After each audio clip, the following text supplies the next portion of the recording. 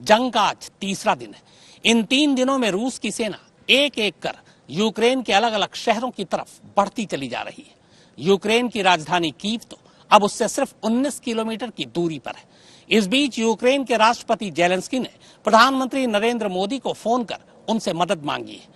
Zelensky ने कहा है कि रूस के 1 लाख सैनिक इस वक्त यूक्रेन की सरजमीन पे दाखिल हो चुके हैं।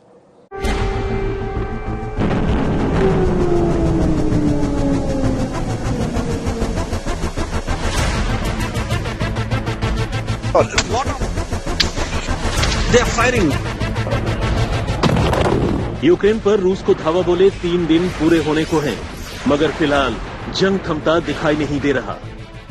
यूक्रेन के राष्ट्रपति वोलोडिमिर जेलेंस्की ने महज 1 रोज पहले जिस तरह खुद को रूस का टारगेट नंबर 1 बताया था और जिस तरह उन्होंने महज 96 घंटे तक ही रूस को रोक पाने की बेबसी जताई थी, उससे लगने लगा था कि शायद अब ये जंग थम जाएगी।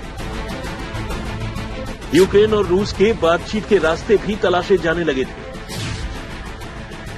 मगर फिर 24 घंटे गुजरते गुजरते हालात कुछ इतने तेजी से बदले कि अब किसी को यह समझ ही नहीं आ रहा है कि आखिर ये मामला कितना लंबा खींचेगा।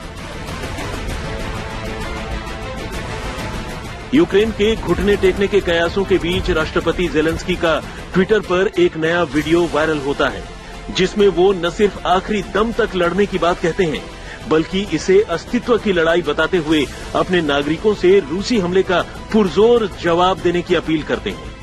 ऐसे ही एक वीडियो में जेलेंस्की यूक्रेनी फौजियों के साथ चाय पीते हुए भी दिखाई दे रहे हैं।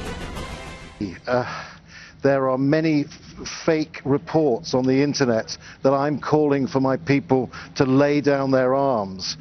Do not believe this. I am here. We will defend our country. We will use the weapons of this war to win this war. Words to that effect, because I've just got a very fast translation of this. But he reasserted, we will defend our land. And through the last night, right through to the earlier. लेकिन ये तो रही social media की बात। उन्हें Ukraine से निकालने की अमेरिकी पेशकश का जेलेंस्की ने जो जवाब दिया, उससे उनके इरादे साफ हो गए और वो इरादे हैं यूक्रेन झुकेगा नहीं। हालांकि इसी बीच रूसी मीडिया के हवाले से ये खबर भी जारी की गई है कि चौतरफा घिर जाने के बाद राष्ट्रपति जेलेंस्की कीव छोड़कर भाग गए हैं। पर चूंकि ये खबर रूसी मीडिया के हवाले से है, इसलिए फिलहाल इस पर पूरा भरोसा नहीं किया जा सकता। दरअसल पिछले 24 घंटे में कीव के इर्द गिर्द तेजी से हालात बदले हैं। रूसी सेना टैंकों समेत कीव के बाहर खड़ी है और अंदर घुसने की कोशिश कर रही है।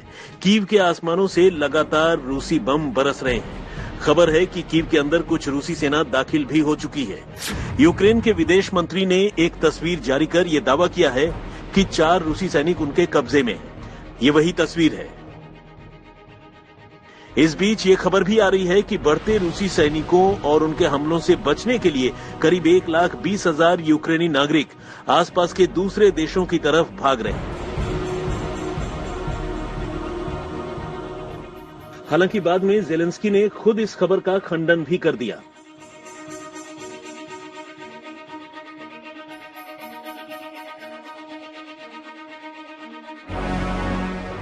वैसे जंग के तीसरे दिन यूक्रेन की ताजा तस्वीर क्या है, आइए पहले ये देख लेते हैं। पहली तस्वीर।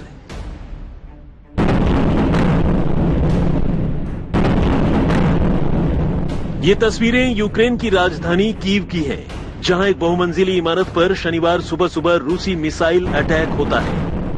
चंद सेकंड्स का ये वीडियो अपने आप में यूक्रेन की मौजूदा हालात को समझाने के लिए काफी है। पूरी रफ्तार से मिसाइल बिल्डिंग से टकराता है और फिर जोरदार धमाके का शोर फिजा में बिखर जाता है।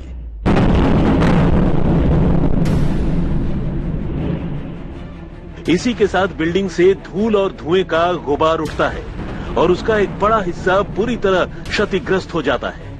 अब इन तस्वीरों को देखिए।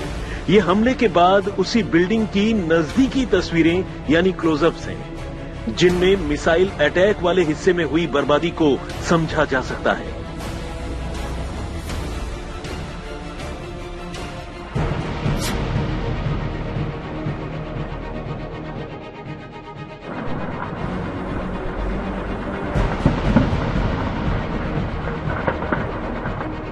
ये जंग के तीसरे दिन की कुछ और तस्वीरें हैं, जिनमें रात के अंधेरे में धमाकों की आवाज के बीच शहरी इलाकों में आग का गोला दिखाई देता है।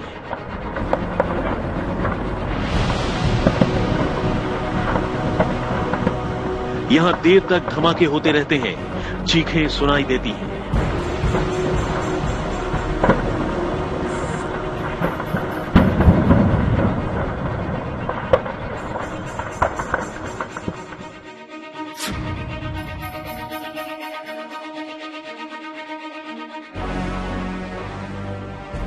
अब ये तीसरी तस्वीर देखिए।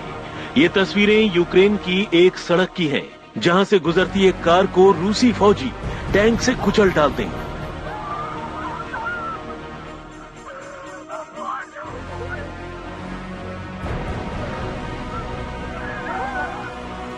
कार अपने रास्ते सीधे चली जा रही है, लेकिन सामने से आ रहा रूसी टैंक जानबूझकर लेन बदलकर कार पर चढ़ाई कर देता है और उसे अपने पहियों तले माचिस की डिब्बी की मानिंद रौंद देता है। बाद में कार सवार और कार की हालत क्या होती है, ये इन तस्वीरों में देखा जा सकता है।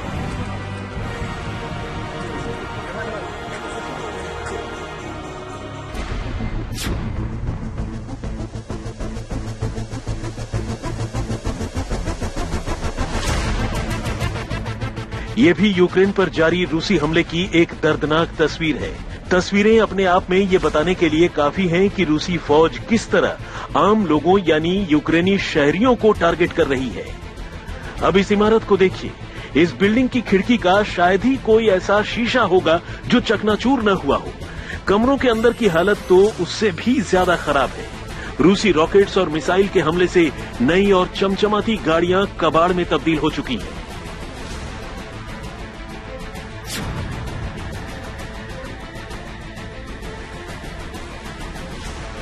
ये पांचवी तस्वीर यूक्रेन में शुरू हो चुके गुरिल्ला वार की है। इस वीडियो में रूसी फौजियों की गाड़ी पर शहरी इलाके में हुए हमले के फौरन बाद का मंजर कैद है, जिसमें यूक्रेनी नागरिक रूसी सैनिकों को सरेंडर करने के लिए कहते हुए दिखाई देते हैं। गाड़ी की हालत उस पर हुए यूक्रेनी पलटवार का सबूत है। युद्ध के जानकारों की माने तो जिस तरह यूक्रेनी राष्ट्रपति की अपील के बाद वहां के लोगों ने हथियार उठाने शुरू कर दिए हैं, उससे रूस की चुनौती अभी और बड़ी हो सकती है।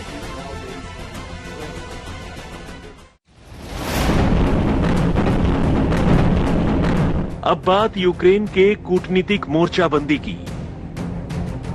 यूक्रेनी राष्ट्रपति जेलेंस्की कल तक जितने कमजोर नजर आ रहे थे, शनिवार को उसके ठीक उल्टा दिखने लगे।